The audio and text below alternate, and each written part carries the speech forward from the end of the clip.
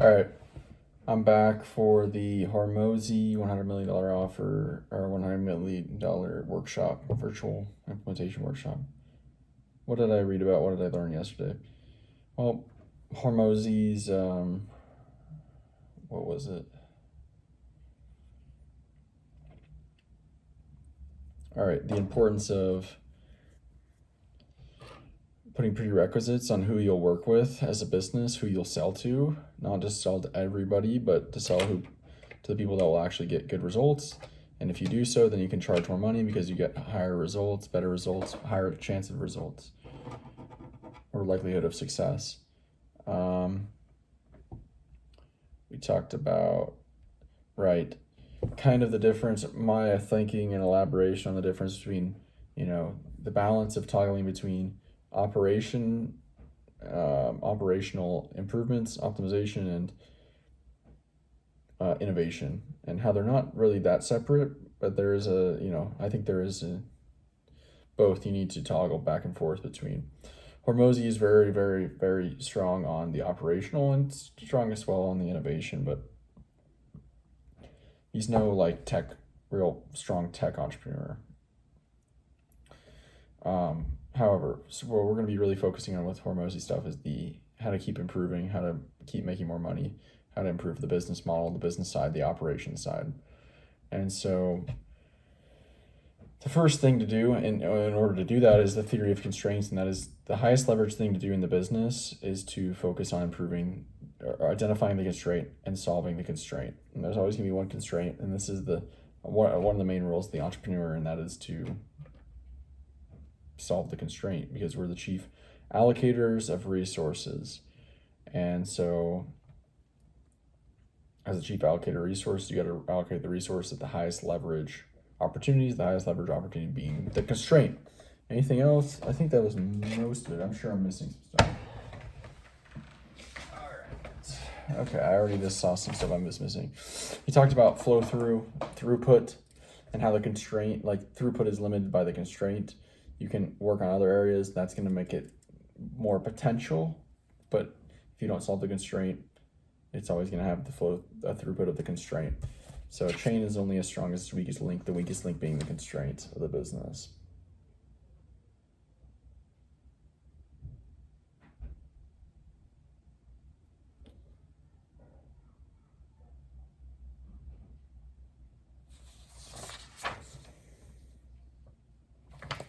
I don't know if this was yesterday. I think it might have been yesterday. He's talking about learning as a bridge. Again, it's all right. It's an okay metaphor. It's not super accurate, but he's saying more general skills you have, the more easily you can fill these gaps and get to the other side. Especially in products and courses and books, they're trying to get you from one side to another side, like this workshop and the playbooks. And so there's going to be gaps along the way. The more general skills, reading, communication, thinking, critical thinking, decision making, reasoning, it can help you cross the bridge more easily and fill these gaps, because everything has limited information inherently, just by definition. And so the ability to figure out the ability to figure it out is a meta skill, and it's one of the most important skills for success. On top of this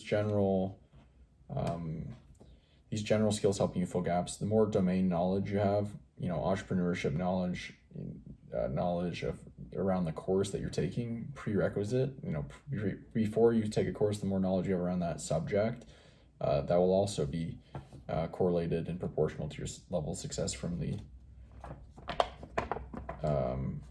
information. And then the hiring insight on hiring for the smallest deficiency. So, skill deficiency. So what's going to be the least expensive thing to train? And people skills and aptitude or attitude and things like this, they are trainable skills, but sometimes they're just way more than it such as it's way more training and expensive to train someone on people skills than it is to train them on the business and job skills that they need if it's a simple business, or simple skills, that is. Straightforward job. But if it's like in a very complex job, sometimes you have to hire for the least the smallest deficiency, which for very, very, very specialized and expertise, experts, very specialized in like expert employees, sometimes the attitude and people skills is the smaller skill deficiency to train. All right. So I'm going to jump back in. And then I'll be back to recall in a bit. All right. Lots to talk about here. Great stuff. He's really, really great teacher of fundamentals of business and breaking things down. So again, the constraints priority. I push back just the tiniest bit and say that, yes, he says, not attacking the constraint,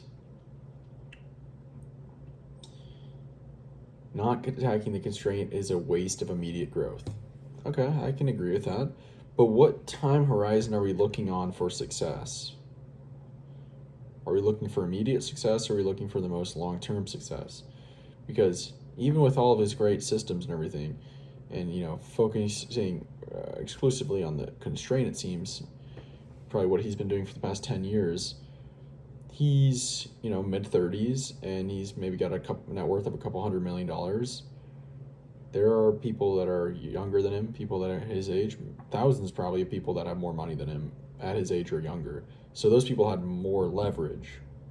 And I can almost bet that they didn't all have the mindset of just focusing solely on the constraint.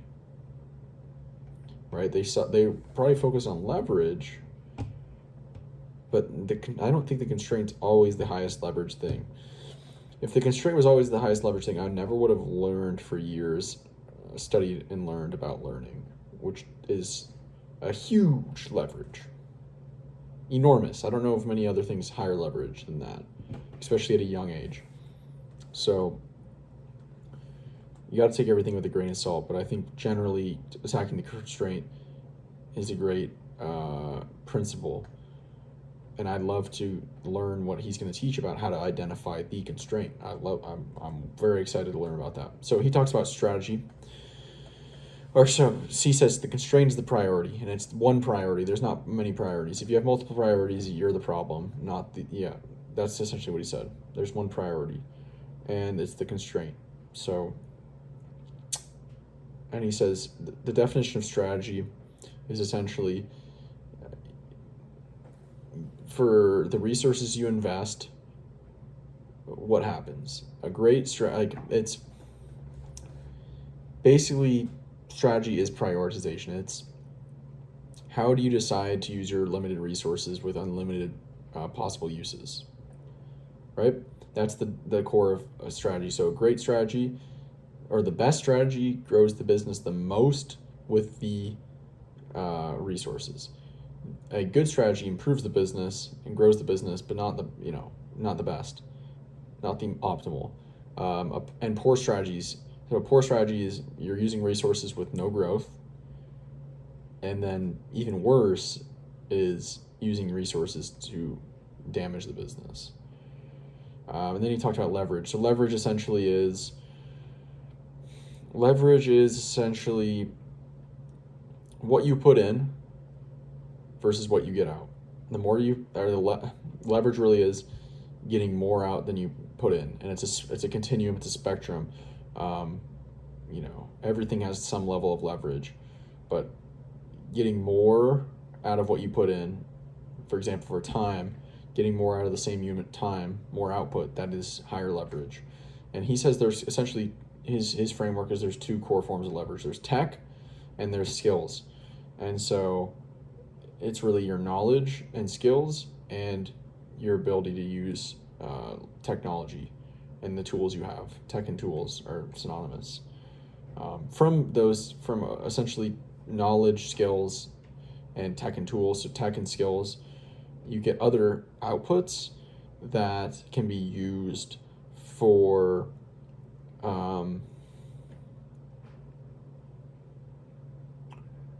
attacking the constraint. There are other forms of leverage, such as money, other people's time and skills, personal brand or a brand, and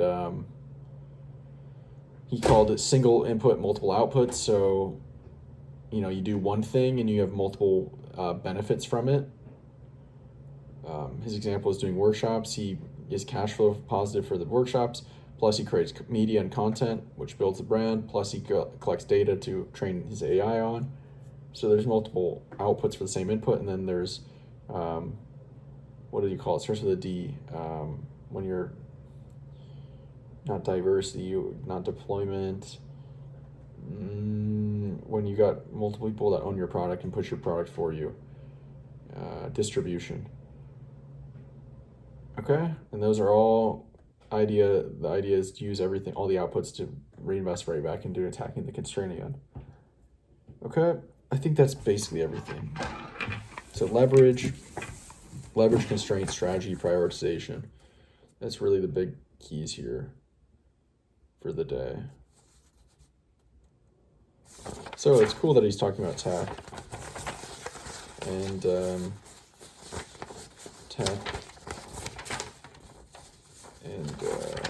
yeah, skills and knowledge. Love it. All right. Yeah, the only thing I'll say is leverage now in the immediate is not always the same thing for leverage in the long term. Or what is the best strategy in the long term? That's what I'll say. Or the highest leverage. Leverage now still probably equate to leverage in the future, but I'm talking about the highest leverage thing right now is not necessarily the highest leverage thing for tomorrow or the next day or a week or a month or a year or a decade from now or 50 years from now or a century from now. So that's it for today. I'll talk to you guys tomorrow. See ya.